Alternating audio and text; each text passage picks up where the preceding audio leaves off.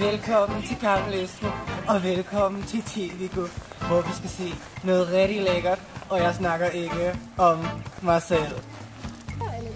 Vi står her i Gammel Estrups krydderurtehave, hvor vi skal ind og have noget dild til vores pølsebrød.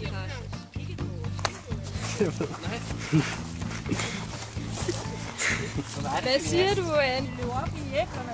Ja, det var bare fordi jeg troede. Det er rigtig godt for pølsebrødet. Det giver en dejlig frisk smag. Ja, jo, det gør sådan med. Nu har vi plukket nogle lækkerier til vores pølsebrød. Det bliver rigtig lækkert, ligesom mig. Nu fortsætter vi turen ned til æbleplantagen. Nu er vi i Gammel Estrups æbleplantage, hvor vi kan se, at de både har æbler, hvor der er flere end 100 forskellige sorter bredt på grunden. Og over her har vi humle, som lige pt. Ikke er så store, fordi de er blevet overflyttet fra den anden del af grunden.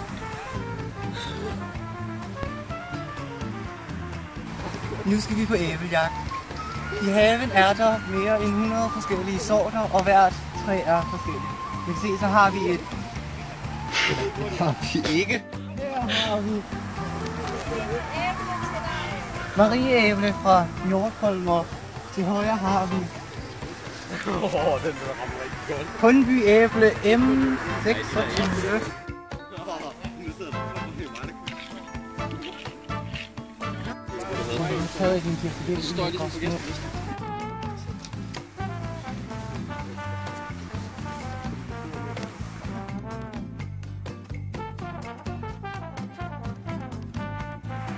Nogle fine hvad i den anden, eller nummer 2 æbler. Friske og fine.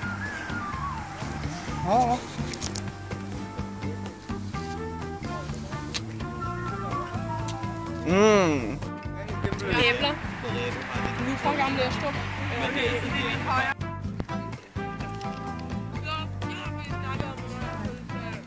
For helvede, Clara, noget gris.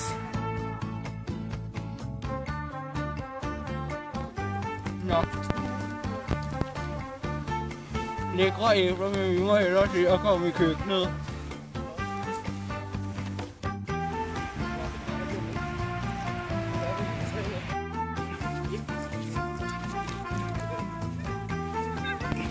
Nu står vi i køkkenet, og vi skal til at bage brød. Vi har været nede til vores egne urter som skæld, så de bliver rigtig lækre. Lige om lidt skal vi over og bage vores eget mel, som man gjorde i gode gamle dage.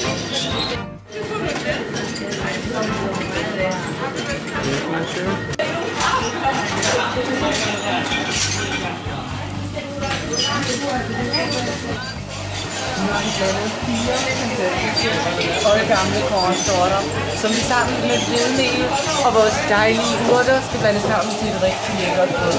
Vi har lidt i malermaskinen og malet vores korn.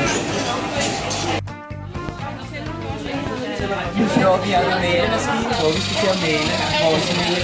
Og jeg får hjælp af Tobias her at male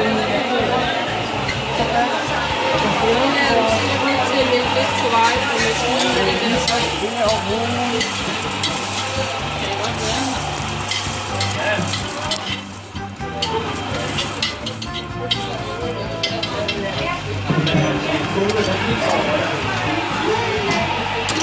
Og så er det ellers bare at male.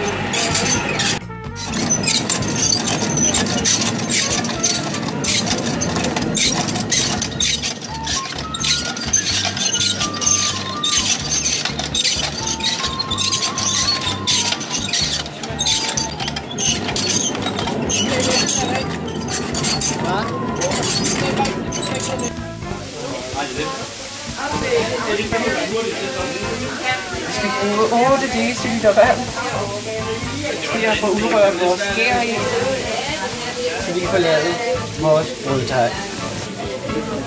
Vi skal bruge 1 pakke økologisk eller ikke økologisk, om man vil skær, som skal smuldres i vand og udrøres til komplet opløst.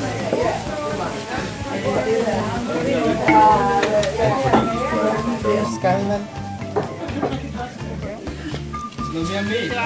Gæren er opløst, tilsættes mængden lidt efter lidt, hvorefter krydderurterne puttes i dejen.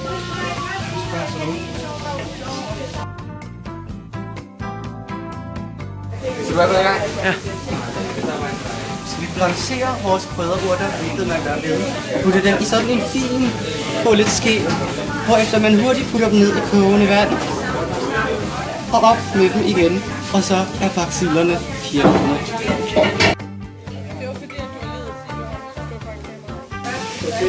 Jeg står ikke godt. Af vores mel, og det er tid for os at tage vores hakket og blanchere krydderurter og putte i vores halvslatne døj.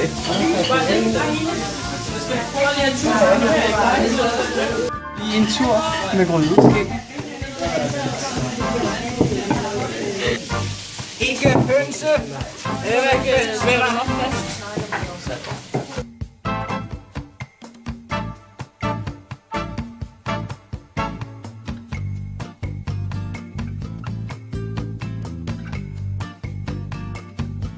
Dejen skal skæres i 16 hønsebrød. Nej, men altså, jeg får altid ros.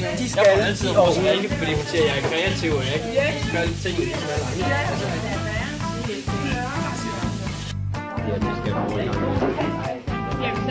Ej, hvor de grimme dem her.